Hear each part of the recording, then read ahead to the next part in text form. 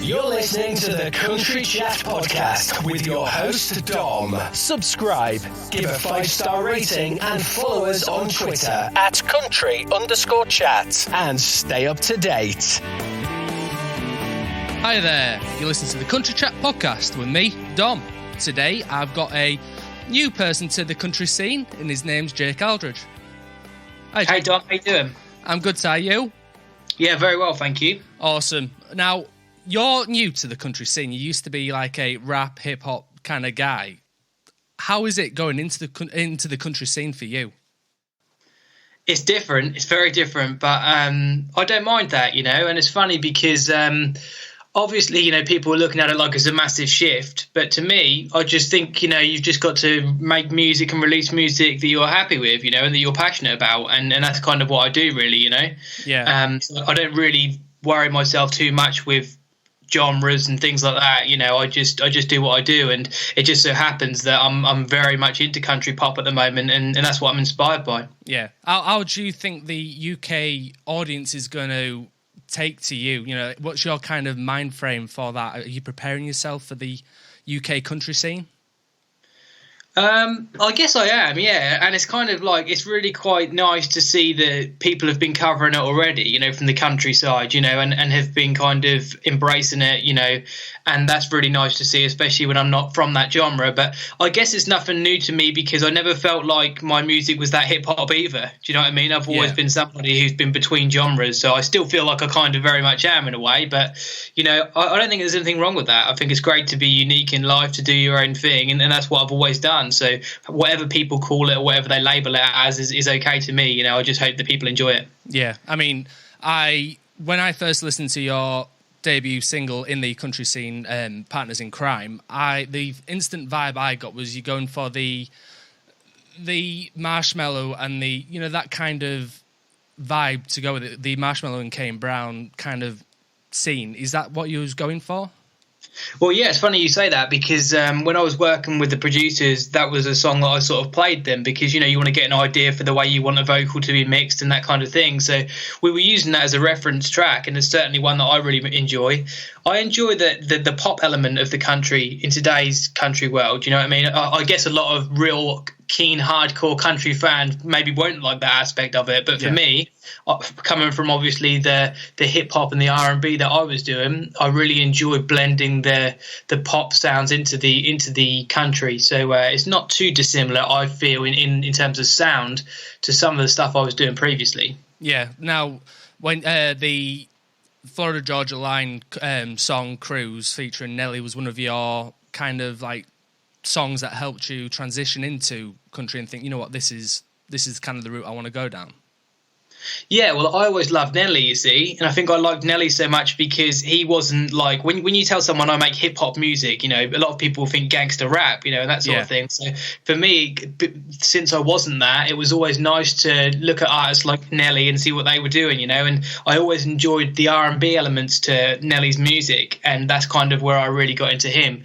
And when I heard the collaboration with Florida Georgia Line, I was very, very much thinking, you know, maybe this is something that I can do, you know, and something that I can go with. From there, started to listen to different types of country music, and just grew into it, you know. Yeah. So your single's now been released. What's the kind of feedback you've got from Partners in Crime? It's been amazing from my circle of people, do you know what I mean? Which is one thing, because obviously they're used to hearing me rap, you know. So now that I'm not rapping, it's amazing to hear these people still behind it. Not everybody is, I have to say, you know, but the great majority is, and I'm really thankful for that. And now it's just about, for me, trying to push it further, you know. Yeah. So going from writing, you know, songs in the rap genre to then writing a actual singer-songwriter proper, you know, lyrical song. Was there a massive shift in changing from one to the other? Yeah, for me it's completely different because, like, though when you're writing a rap song, you're writing a verse, you know, there's so many syllables and so many lyrics, the whole thing's completely different. But I was used to writing for singers because I would write the choruses of my songs. So the chorus would usually in my hip hop track would still be like an R&B feel to it or a pop feel to it. So I was used to that aspect of it. But the thought of writing a verse and writing like a bridge, a pre-chorus and all these things, it's very, very different. But I really enjoyed that aspect of it. And I'm somebody who is I'm a lyricist really. So I really enjoy the writing aspect of it. And I had an awful lot of help from people on my side to transition from the hip hop to the country scene. Yeah. What was the main catalyst for you to think, I can be a songwriter? Was there a point in life where you thought, I can do this? Well, yeah, I mean, my father passed away when I was 11, and I think the years after that, I was always looking for ways to express myself and to get my thoughts and feelings out there. And I think that sometimes when you're going through something like that at such a young age, your peers, it's not really something that you can talk to people about so much. When you're in the pub and people having a great time, I didn't really want to be hearing that. So I felt like songwriting was a good outlet for me and a good way for me to express myself. And it still is today. It's very much like my therapy, really, Yeah. Now, your father was, Bangladeshi, your mother's Canadian. Both of the cultures, do you find that's kind of influenced in your songwriting to date? I think it probably has, not so much the songwriting, but I think the style and everything about me, I feel ever since I was born, if you like, was very, very different from anybody else. You know what I mean? When I was at school, all of the kids and my friends were white, and obviously I was mixed raced. And I guess that coming up into music, I've always been different, if you like. Like I said, the hip hop wasn't your typical stereotypical hip hop, and I've always been kind of a little bit outside the box and a little bit between genres, but I don't mind that. I enjoy the fact that it's different, and I think with a lot of my stuff, it's something that perhaps people either love or they hate now. Yeah, and I'm cool with that. Well, that's awesome. I mean, Canadian music, especially Canadian country, is it's ever growing. It's getting bigger and bigger and bigger. Do you find that your mum's listen to your music and then giving you critiques on it, or? Well, she's always critiquing me. She's my biggest critic, yeah. But no, I think that I would like to think that they're embracing the movement more because maybe pop and country is a little bit more mainstream than some of the hip hop stuff. Do you know what I mean? I think that people of a certain age, once they hear rap music, and even some young people as well, once they hear a rap, they just switch off. But now that you've got a melody line and whatever else, people tend to sit up and listen. Yeah, I mean, the main thing is when you go into especially when you transition between genres, you don't want to go into like country because it's an easier market, because UK country in particular is actually a very, very difficult market. Have you found it's been quite difficult trying to get fans on board? I guess it is difficult, and I think it's difficult as well because, as I said earlier, a lot of these the real core country fans probably don't like this whole country pop thing that's now coming out. So when you come to them from someone as a former hip hop artist, they're thinking, who the hell are you? Do you know what I mean? But I don't really mind. Again, I just it's all difficult, to be honest. I felt like when I was doing the hip hop stuff, it was like too pop for the hip hop market and too hip hop for the pop market. So I feel like I've always been in between genres like that. So I guess I'm used to that aspect of it. But I'm not, like I said earlier, I'm not somebody who likes to put labels on things. I think we're all different as human beings. We should all express ourselves, and that's literally all I'm doing. I'd rather release a song that I love, I'm passionate about, and maybe 5 people enjoy it than, like, do you know what I mean? Release something I think everybody's just going to love, I can't stand. I'll never do that. Yeah. Now, David Booth's been helping you going through that transition between the actual songwriting process. Yes. How does he actually help you? Does he sit down with you and go through writing things, from, your pre-chorus to your chorus to your bridges, that kind of layout, or is it like vocal training, or is it, I don't know. Yeah, well, what happened was I got the instrumental from a guy called Matt Knight, who's based in Liverpool, and I love the instrumental. I sent him the reference tracks that we mentioned earlier, Kane Brown, all that sort of stuff. I love the instrumental that he sent over, and it was time to write the song. And what was funny was I wrote the whole song, and I took it to David, and he says to me that, rhythmically, it's 100% right. Everything is in the right places and it's doing the right things. But he said melodically, the way you're singing it is not right. Do you know what I mean? So he has to then teach me how melodically that needs to fit and where it needs to be at. So basically I left his studio in Woodbridge, the recording booth it's called, and I left his studio with his own vocal of my song, singing the whole thing the whole way through, and he said that's the way that it needs to be in that key, sing it like that. And I had to learn the song, so but he very much co-wrote it with me in terms of the melodies and that kind of thing. Yeah. So do you find yourself getting better and better as each day goes on? Practice, when you keep practicing the song, you keep singing it over and over again. Obviously, we're all in lockdown at the moment, so it's a bit different. You can't go out and gig, and you can't get the instant feedback what you get from a crowd. Do you find that you're sat at home just constantly practicing?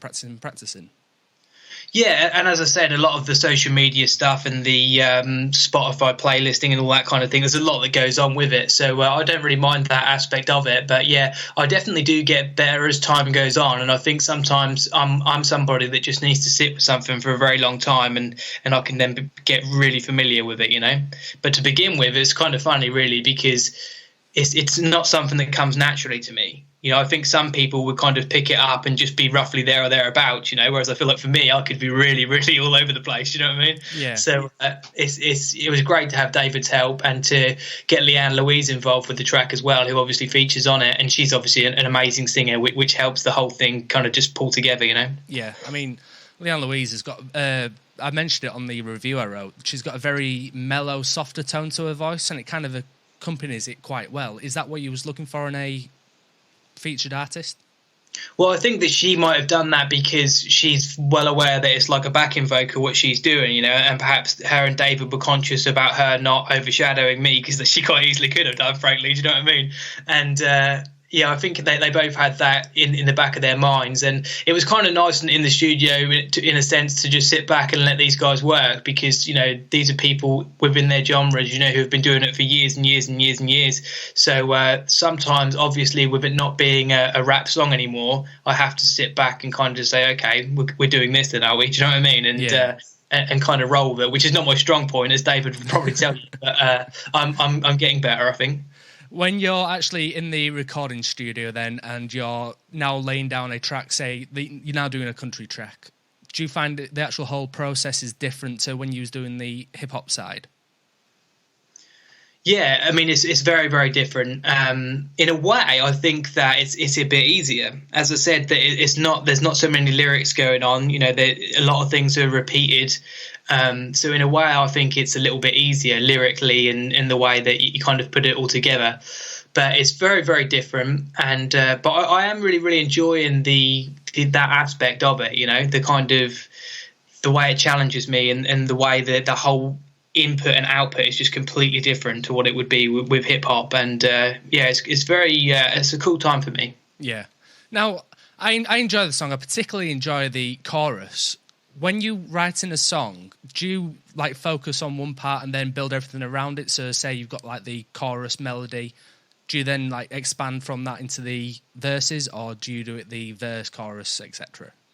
No, I always start with the chorus. I always did, even when I was doing a rap song. And the reason for that for me is because the chorus dictates what the song is about. Yeah. So once I can figure out what those lyrics are, the way that fits, and it's obviously the point that's repeated the most throughout the song. So you need the chorus to be great. And from that point on, I can then figure out, okay, what's this song about? What are we saying? And how do we tell the story of what the chorus is kind of explaining, Yeah. Now, people write songs, they have the melody in the mind and then write lyrics on top of the melody, or they write the lyrics and then add the melody afterwards. Which way around do you kind of do it? Or do you do a mixture of both?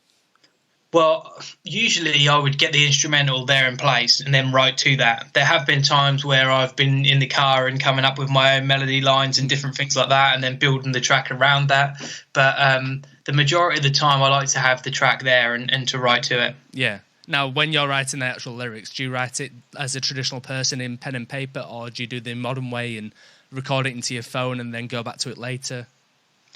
I actually use pen and paper a lot, to be honest. And if not, I might use, if I'm out and about, I might use the notes section on my phone, which I know a lot of people do as well, and kind of save it to there. But I'm very much like a stickler for lyrics. You know, so where somebody might just leave a line like that, I will be thinking about it possibly for days on end. You know, there's one particular lyric and the phrase, and thinking how I can word that better and that sort of thing. Because I guess since I don't make the music myself, I feel like I take ownership of the lyrical side of it. So I want that to be really, I want to be really happy with that. You know. Yeah. Now you've also got another song that's almost like a crossbreed between rap and country, where you've got Keziah Gill in the song Gullible. What was it like actually going to the record? Did you record the song with her in the same studio, or do you do it as like two separate tracks and just mix them together? Or no, yeah, we did it together. The song was produced by Ben Haynes, who's a producer from Derby, and he's somebody who's worked very closely with Keziah Gill. And I obviously told Ben, look, at this point in time I was still rapping, but I knew that I wanted to have the country influence come in, a little bit like Florida Georgia Line and Nelly, you know. And he said to me, why don't you team up with Keziah? And at that point in time, I don't think Keziah was quite as big as what she is now, but she was still doing really well, you know. So it was great to have her involved and to meet her at Ben's studio. And again, it was different for me because you're working with people from a completely different genre, a completely different background, you know. Yeah. And I think mix the two together, I'm really pleased with the way it come out. It's like my most popular song statistically to date, you know. So I think it was a good way for me to finish the rap side, you know. Yeah. Almost, it kind of reminded me of going back to like Eminem and Rihanna doing like the Monster collaboration. That's the kind of feel I got when I first listened to that. It's like you got the rapping side with Eminem, and then you had the nice melodical side with Rihanna. That's the kind of instant vibe I got from that. Is there, when you was writing those songs, was there like a influence to writing that, or actually creating the melody for all that? I'm trying to think back to that time period now. I don't know if there was in my particular mind, but I imagine that Nelly might have played a role in it, possibly. From the countryside, I'm not really sure, but it was very much like the type of sound that I was trying to do at that time. You know, it was very much like the pop hip hop versus country, that kind of all entangled into one. And I guess the reason why I changed genre after doing that song was I kind of felt like I'm not sure I can do anything more on this now. Do you know what I mean? Like the songs kept becoming more and more similar, and I felt like it was a time for a change, you know. So what have you got in place now for your future career? Are you like predominantly going to stay with the countryside and expand yourself even further, or are you going to like still go with a slight mixture? I think it's going to be, you know, country pop moving forward, and we've already got the next song complete. It's called King of the World. It's produced by Dan Dominici, who's actually from South America, but he's based in France. I've been really enjoying working with him. He's been a great help as well, because you have to remember that my transition is not complete. You know, I feel like I'm still transitioning all the time. Yeah. So I'm really keen to get that one out, and it'll be a different feel to Partners in Crime, you know, but the same kind of style, I feel, and I'm excited for the movement, and it feels nice to be releasing songs within a genre that I just love at the moment, you know. It's like with the hip-hop stuff, with all due respect to the genre, I don't know how inspired I am by the new hip-hop that's coming out today. You know, I was always very stuck in the days of Tupac Shakur and B.I.G. and all these people from the 90s and stuff like that, and there was a number of things I could have done. A lot of people advised me to be more of a hardcore rapper, you know, and to kind of go that sort of way with it, have a bit more attitude and do that kind of, but it's just not really me, you know. So you have to do what you're comfortable with, and what is real, I feel. So your next single you just mentioned was going to be King of the World. Have we got like a time frame when that's going to be released, or start doing the socials on it? No time frame at the moment, I guess, because of the whole COVID-19 thing, and I want to do like a video for it and that kind of thing, you know. So I've got like lots of ideas and stuff, but I guess with the way of the world as it is right now, I don't know what the situation is going to be in terms of time frames and that kind of thing. So it's a bit difficult. Yeah. So you've been enjoying doing all the new countryside then? It's been a refreshing start for you. Absolutely, yeah. And I've got we're going to do a remix for the not a remix, sorry. We're going to do like an acoustic version of Partners in Crime. So that's going to be really cool, and I'm looking forward to the way that that's going to come out. And yeah, it'd be nice to get people kind of like, to hear more stripped back version of the song. Yeah. Now, I'm talking to you over Skype at the moment. I can see the background you sat in. I see a Rode pop filter behind you. Do you do any like home recordings and then track them, or do you just do all your tracking in a studio? Well, I had done it in the studio up until the new song "King of the World," which I did here, and yeah, I was really quite impressed with the way it came out. Really, I guess these producers now, they have so much that they can do in post-production that it's incredible, really, what you can kind of get away with, if you like. But to be honest, it's a difficult one because I like the comfort of recording in my home studio. I like to do 1,000 takes before I send anything. But obviously, when you are there in a studio with a producer, you don't quite have that same level of comfort. So it's difficult. But yeah, I'm happy either way, really. Yeah. How many times, when you're laying down a track, how many times would you find yourself being in the studio, or can you just do it in like one take kind of thing? No, I would do it in bits, and there'd be a lot of them, but yeah, sometimes depending on the song and what you're doing, it can take a while. And especially with the transition that I'm doing now, it's like, to do it live, I don't feel comfortable with that yet. Yeah. So it's difficult. And I think people kind of just hear the song in its finished version and think, oh, wow, he can sing now, and it's kind of like, well, I'm still kind of in that transition. I'm still improving and getting better with it and getting more comfortable with it as well. So, yeah, looking forward to what the future holds. How are you with like live performances? Are you great going on stage and then enticing the crowd in? What is your kind of live gigging like? I think it's always been a difficult one for me, and I think the reason for that is because even when I was doing the hip hop stuff, so many of the choruses were performed by other singers, and it would often be a different singer for each song. Yeah. So when it came to doing a set of my stuff live, it was always a difficult one because it was like, well, what do I do? Do I ask 5 or 6 of these different singers to come out to this place miles away from their homes and sing one song each, or do we get one singer to cover them all? And perhaps that one singer can't really cover them all very well, and it's all a bit of a mess, really. Do you know what I mean? So it's been a bit of a tricky one, but I'm kind of looking forward to that aspect as well with the new stuff that I'm doing because, hopefully it is going to be songs that I can sing on my own, so I think that's kind of cool. So obviously we're all in lockdown at the moment because of this coronavirus. When you actually do start gigging, will you do like a mixture of your older hip-hop stuff mixed in with your country stuff to try and get your old crowd fully into it, or are you just going to solely release country music and then start setting your own gigs up with that set list?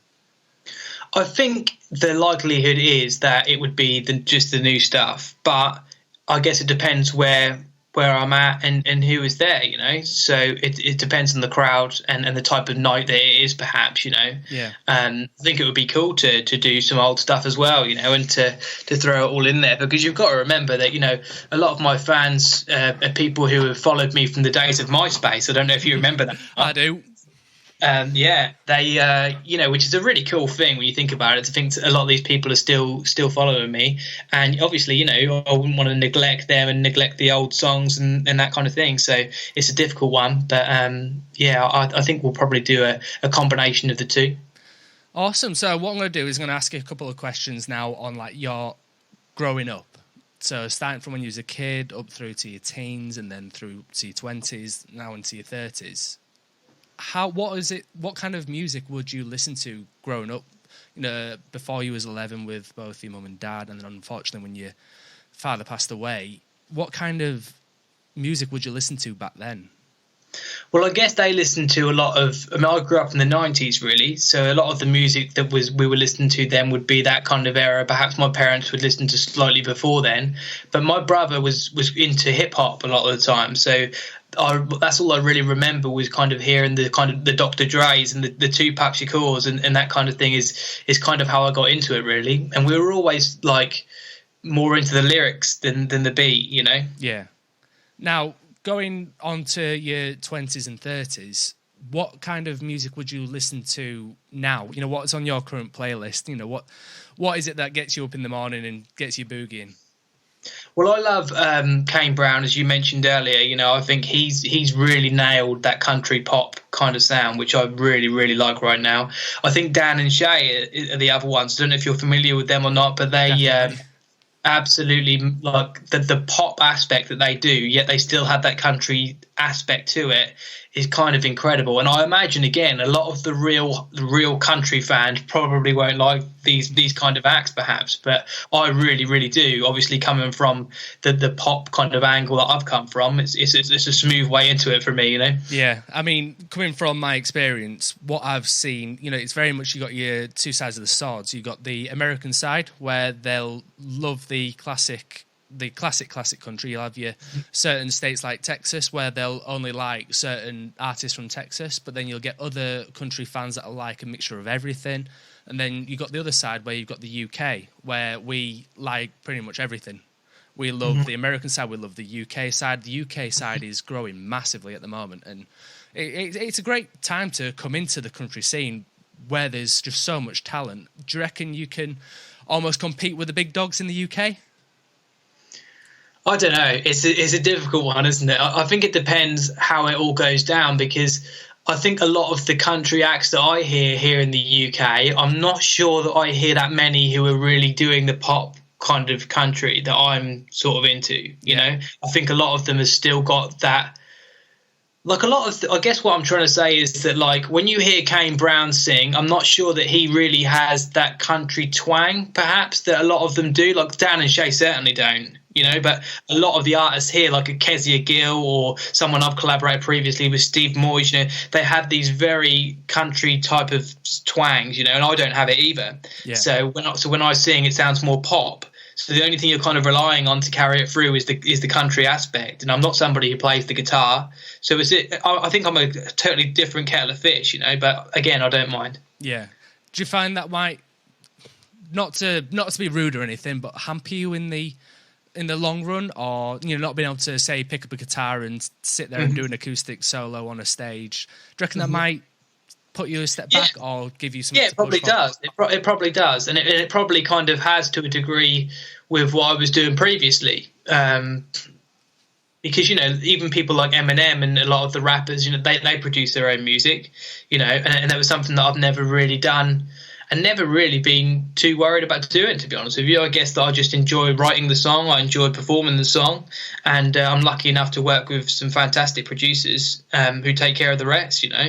So it's great for me, and it's great for me to obviously have someone like David there and Dan Dominici, you know, these guys who are real musical people, you know, and to have them in my corner, it's like, you know, they're doing all the things that I can't, you know, and I'm doing what I feel strongest at, which is writing the lyrics and writing the song. Yeah, well, I'm looking forward to listening to King of the World. It's just a shame we don't have a date yet. I want to listen to it now. Yeah, well, perhaps I will send it to you now, you know. When the rest hear it, I'm not sure yet, but no, I'm excited about it, and it's a different feel. I think that you're going to hear Partners in Crime and think that I'll come out with something similar, but the King of the World is very, very different, and I think that. Yeah, it's all under the same kind of sound, I feel. The kind of country pop kind of sound. Yeah. Best piece of advice I can give you is to make sure you find you. You know, you find your sound, and you find what makes you tick, really. I mean, going into the countryside, like you say, there is a lot of sides to it. You know, you got your pop country, you got your rock country, you got your classic country, your Americana, you know, bluegrass. It's a big, big genre. And in the UK, you've got your own little niche, because there's not that many do what you do in the UK. Are you excited to almost be the forerunner for it all? I guess I am, but the thing that's difficult about the music industry, and that has always been difficult for me, is when you have artists who are similar to yourself, you can kind of see what they're doing, who they're being sort of playlisted by, who's covering their music, who's playing their music, and kind of follow suit a little bit. You know, you have a way of marketing it. But when you're kind of somebody who's just in their own lane a little bit, it is difficult, you know. And a lot of people would argue, oh, that means you might fall into lots of categories. Yes, maybe it does sometimes, but a lot of the time it means you don't fall into any. So it's very difficult. But Yeah, I don't mind too much. As I said, I think we're all individual. I don't think it's right to follow suit just to play by the rules so you fit into some playlist. And, I think you've got to just do your own thing and hope for the best, really. And as I said to you, as long as I'm releasing music that I'm really happy with and that I love myself, if a couple of people can enjoy that, then I think that's great, Yeah. Now, you've won a couple of awards in the past, haven't you? That's right, yeah. So we'll go with the first one. We'll go with, well, not the first one chronologically, but the last one you won was the 2018 International Achievers Award. That's right, yeah. What was that like? Going to an awards? Did you actually go to the award ceremony and collect the award, and then? Yeah. What was all that like? I've never won an award, so it's all new to me. This. Well, it was amazing, really, because I guess that because it was the second award. It was all based on votes as well, as was the first award. Yeah. So I guess that having won the first award, I kind of had the confidence that maybe I've got the chance of winning the other award. And what was kind of nice about that was that it gave me the opportunity to invite lots of, friends and family members and that sort of thing. My brother went with me and a bunch of friends, and it was amazing to have them there and to experience it with them, whereas the first time out, it was a little bit different to that. But I was lucky. I was nominated via the PR company I was working with, which was Tiger Blue. Naraya from Tiger Blue nominated me for the award, and it all went through and everything. And luckily, my fans got behind me and voted for me. And when they call your name out, it's always a crazy feeling. But it's lovely to get the recognition, and I think it's also nice when it's votes based rather than a panel of judges saying we think you deserve this. Yeah. Now, what do all your friends think of now when they see you go into like an awards like that and seeing you growing as an artist? Are they all jealous, or are they all happy for you? What's the general thoughts? I like to think that they're happy for me. Obviously my close friends are. I think it's strange as you come up with people you grew up with and thought at times throughout your life you're really close with. Perhaps you don't hear from them as much as you probably should. But yeah. That's okay. I think that's just life. And it's kind of bizarre, really, when you think about it, that a stranger could really support you and get behind your music and follow you for years and years on end, whereas some of the people you grew up with are nowhere to be seen, which I find a little bit strange. But again, I don't really worry too much about what other people are doing and what they're thinking. I think you just got to do your own thing, and I just spread the love. That's all it's about, spreading the love. Now, the other award you won, I'll go through it quickly, is you beat over 100 other artists to get this award, and it was the 2017 New Music Generator Awards. It was the Audience Choice ones. Mm-hmm. Like I say, what is that feeling, knowing that you've beaten over 100 other people and it's the audience as well that's choosing your award? Is it like a surreal moment, like where you just think, wow, I'm getting there. I'm actually putting my foot in the sand here and making an imprint. Yeah.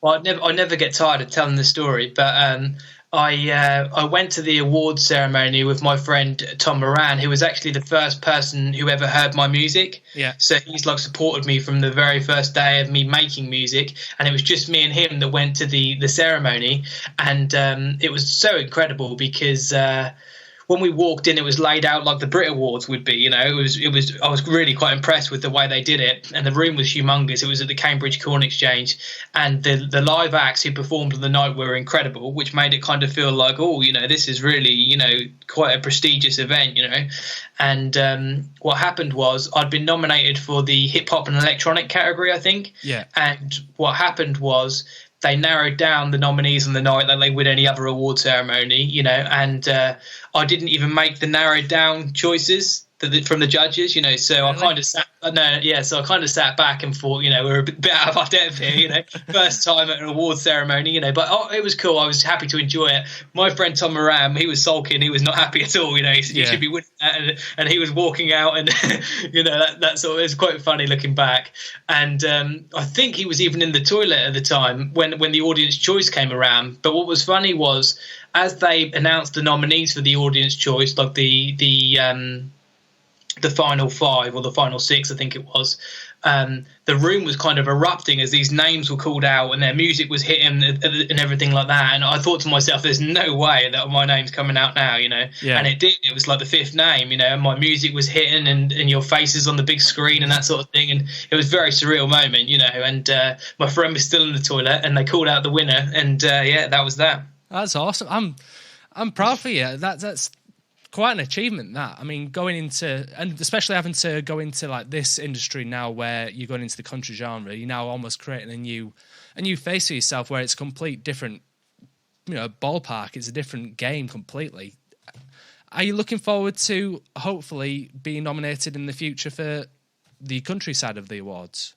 Well, that would be cool, wouldn't it? But I think you know, we've got to crawl before we can walk, shall we say? But yeah. It's you know, I'll just take it one step at a time and see how it goes. You know, the awards is really great. I think what's nice about the awards is that it reminds everybody else that, you know, I'm doing. That my music is moving, you know, and that people are recognising, you know. So I feel like sometimes the award is really great for people inside the industry. You know, they can say who is Jake Aldridge? You know, well, Jake Aldridge has won this and he's won that, and then they go, oh, well, we better sit up and listen then, you know, which I think is a bit of a shame, really. You know, I think people should just be listened to based on their music, you know, but that's not really the way it is. People like the backstory, so I feel like sometimes the awards is for other people, because I already know that my fan base is fantastic. You know, for people to support you from MySpace to Facebook, from hip hop to country, you know, it's pretty good. That's an award in itself, really. I think, you know. The one thing I do love about fans in music, because I am is a fan in music, and people love different genres. Nobody just loves one genre. It's always, you know, everyone loves a bit of pop, everybody loves a bit of rock, everybody loves a bit of country. It's so versatile, and that's the great thing about fans in music. Now, next question I want to go into is to do with the music being put into a US TV show. That's right. Did I read that right? It was called Beating the Odds, and it featured Michelle Obama.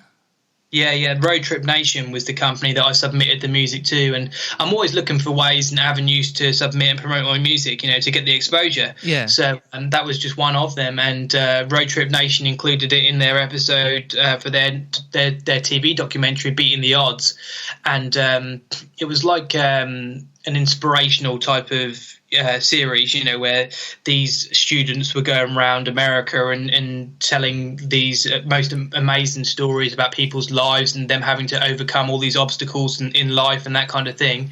And what was interesting was not only was Michelle Obama in the episode that my music was featured in, I was amazed because as I watched it back, as Michelle came onto the screen to answer the question from the interviewer, at that point that she started talking was the point that my music came on. Really? Which I thought was really quite nice, you know. So that was cool. And to think that, you know, people in America on their TVs are hearing your music is kind of a very cool thing for me. Yeah. Now, when the show airs in America, do you find that there's a big influx on American fans that suddenly come to your page and start listening to your music, or is it still been a constant American fan base behind you already?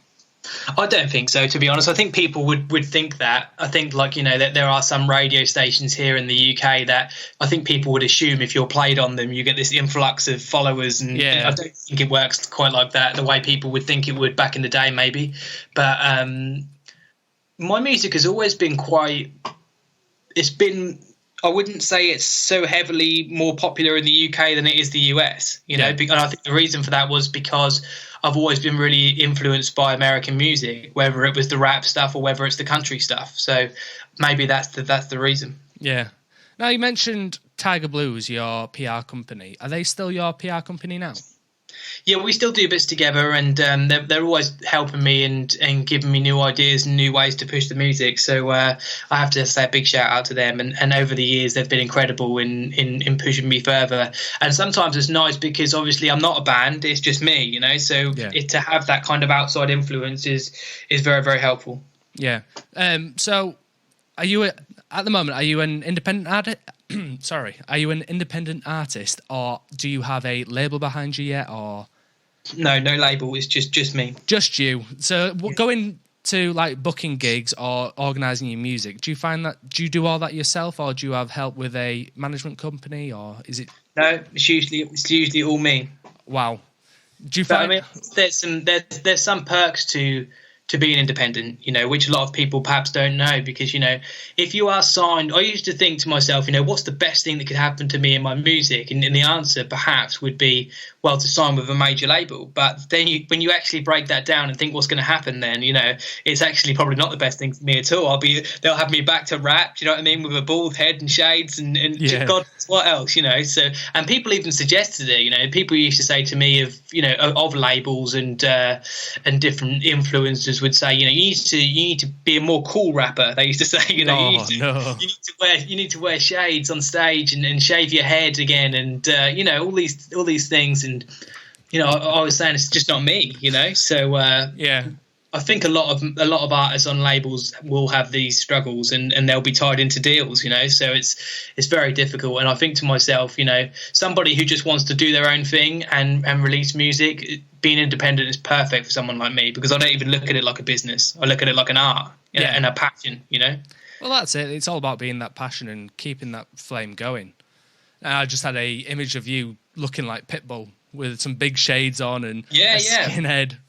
Absolutely. And you probably find a picture of me looking like that, but that was probably before, that was probably the time where I was in that zone. I've never done anything because somebody suggested it to sell more records or to, get more fans. It's not in my makeup. Yeah. Now, you live down the road from Ed Sheeran, don't you? Like 15 minutes away. Yeah, not too far from Ed Sheeran, probably about 15 minutes where I am now, yeah. Yeah, I didn't actually know him. I think I know people who did know him, so that's kind of cool. And obviously, he's been incredibly successful. So, fair play to him. Have you ever? So you've never bumped into him on the street going up to shops? Nothing, normal people would do. No, I never have. I think I probably know people who have, and I think I know a friend of mine. Their families are very close or something like that. I think something like that. But yeah, I'm not going to try and make some false kind of claim to Ed Sheeran, because no, I don't know him at all. Yeah, I mean, it's always that like Americans thinking about English. They always assume we see the Queen all the time and have cups of tea with her, and it's almost like the same game there. Yeah. So, would you have a cup of tea with her? Not sure, to be honest. I can't imagine the conversation would be too in depth. I'd be talking about country music all the time, and she'd be like, "Absolutely, what's that?" She might love it. Hey, you never know. So going on from there, if you had to choose somebody to collaborate with, who would it be in the genre of country? It could be UK or American. I guess it would be. Well, that's a tricky one. I think it would probably be Kane Brown, perhaps, or Dan and Shay. But then, to be honest, I'm a bit of a sucker for the female country vocals. Yeah. Yeah, and I've always liked Adele's music. Funnily enough, I like how authentic she seems to me, and she says all the wrong things at the wrong time, which I quite like, So yeah, I think I've always appreciated and respected her for that. But yeah, so many people I could mention. Yeah, the main thing is being authentic, and like with Adele, she genuinely is authentic. What you see is what you get. Yeah.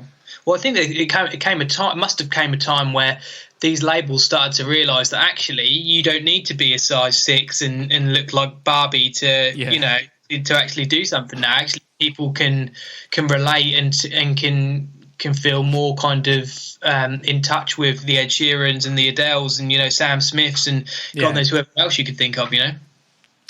So, Partners in Crime is now on. It's on Apple Music. You can buy it on iTunes. You can get on listen to it on Spotify, YouTube, pretty much everywhere. If you had to choose a way of either streaming or selling, what would you choose? What would you prefer? Do you prefer people to stream, or do you prefer people to buy your single? Well, it's a difficult question, and it's actually a really good question right now, because I I actually charted yesterday for the first time in the iTunes charts. Yeah. And I looked, and it was like number 45, Partners in Crime, which I thought was awesome. I'm not going to worry about the numbers. I was just quite happy to be in there, and especially when it was a first for me, and especially in this kind of genre, if you like. But I think that they're trying to phase out the iTunes and go more in favour of the streaming side. And to me, it doesn't make sense to ask people now to go and get it on iTunes to move me up the chart when actually people can just stream it now for free now the song's released. So I don't mind the streaming aspect. I think it would be nice if there was charts and things like that, where you could actually try and get people to engage like that. And I think it's also very difficult because when people don't have a certain account, like people might not have a Spotify account, they might have an Apple Music account, it's very, you can't just send a Spotify link to all your fans and say, here you go, so it does make it a bit tricky in that sense. So I'm like, whatever, the streaming doesn't pay, so neither did the downloads really. So I don't really mind it. I just wished really that there was one place where everybody got their music from, and that way you could kind of send links out and that kind of thing. But the iTunes thing was a disaster to try and get the pre-orders for the song because you can't link to the iTunes store. You have to tell people how you do that, because it's not easy to think that I got in the chart by doing that. It's pretty incredible, when you think other people have got in the charts for advertisements and radio and God knows whatever else, So it's a difficult one. So you got to number 45. Was that in the generic iTunes chart or was it the iTunes UK country chart? Funnily enough, they didn't put it in the country chart. They put it in the pop chart, and I don't know why that was, but that baffles me a little bit. And I also think to myself that I'm pretty sure I'm right in saying that it would probably be easier to chart in the UK country than it would in the UK pop. Yeah, because there's so much more pop than country, right? But maybe I'm wrong. But either way, it's kind of cool. And but I think that when you think of Partners in Crime, it'd be interesting to know for me whether you think it's like, more pop than country or more country than pop, or it'd be interesting to know what people's percentages are of the two genres, because I imagine a lot of country listeners a lot of country influencers might listen to the song and say, this is pop, Yeah. It's always that strange question. It's that tightrope you walk on, where you can put something. I mean, it's like we look back, 5-10 years ago when Taylor Swift was around. She was a massive country artist, and then she wanted to try and break into pop, but the likes of iTunes, they wouldn't, label her as pop. It was just always country. But then she eventually made it into the pop world. Mm-hmm. It's that same kind of influence as well. It'll be similar what you'll be going through now. It's where do we put this song? Where does it mainly fall under? But it's got to be somebody that actually says, okay, yes, this is predominantly pop with a twang of country, or this is predominantly country with a twang of pop. To me, if it's got country in it, put it in the country chart. If it's got pop in it, put it in the pop chart. Why can't there be in both? Yeah, I agree with you. And I'd like to think that moving forward, I'll be able to submit for country and pop playlists. Yeah. So because to me it could be seen as either. But we'll have to wait and see. It's all down to individual taste, I guess. And either way, I think I'm just really proud, I guess, to be making the jump and making the leap and to be doing what I want to do, really. Yeah. Well, all for you. Welcome, like I said on the review, welcome to the family. I mean, the country music family is a very big family, and we're all very welcoming, whether people like that kind of country or not, it's still one big family. We've all got that cousin that we all don't like, or that uncle that's a bit of a weirdo, but yeah, it's great having you on, and we'll round up this podcast now with a couple of quick fire questions and just another plug for your single. So we've got Partners in Crime on Spotify, on Apple Music, on iTunes, on SoundCloud. Yep. And basically anywhere you can try and find music, just search for Partners in Crime by Jake Aldridge. So the last few questions I want to ask. Also, I want to add your Facebook, Twitter, and Instagram. Yeah, they're all Jake Aldridge UK. Awesome. So last few questions I just want to ask are just like, I don't know if you've listened to the podcast, but they're like quick fire questions. I ask, it's usually the same questions I ask. It always flows around in a big circle. So do you drink coffee or do you drink tea? Both. Both? You can't say both. You have to choose one. Tea. Tea. What kind of tea do you drink? Is it like specialty teas, or is it Yorkshire tea? Yeah. You'd hate it because it's loads and loads of milk and sugar. Oh, just the builder's tea then. Well, like I thought builder's tea was strong. Oh yeah, it's strong. But I'm saying like weak milk. I just want loads of the same with coffee. Weak. All right, yeah. Yeah. Yeah. The tea bag can be in there for a long time, but there needs to be a lot of milk in there. You know. See, you can do both. You can have a strong milky tea. I managed to That's make what it. I want. Really, that's what I want. If we're being honest, you know. Do you have biscuit? Do you eat biscuits? I do. Yeah. You look like a trim guy. You look very fit and healthy. What kind of biscuits do you drink? Maybe it's the COVID-19 though. You know that I'm just sort of in starvation here because we don't want to go to the shops. But no, I think that biscuit-wise, I've always liked the chocolate digestive. But recently we've got the hobnobs in chocolate hobnobs. When was the last time chocolate hobnob? Oh, you can't beat a chocolate. My last guest, Charlotte Young, she has chocolate hobnobs, and I was saying to her, it's fantastic because there's such a good dunking biscuit. Do you like to dunk? Absolutely, yeah. And the trouble, obviously, with the rich tea is, you know, you can't hold it in there for too long. You can't have the conversation and leave it in there. You're done, you know? Yeah, that's exactly what I said. And it's disappointing when you just see the biscuit just break and it drops and it falls. And it's like, oh. And then I feel like the tea's ruined as well because you're sort of drinking tea with the biscuit in there. And it's not great. No, it's like having a soggy sandwich. It's disgusting. Absolutely, just like that. So if you had to choose between biscuits and crisps? Crisps. Crisps, what crisps do you like?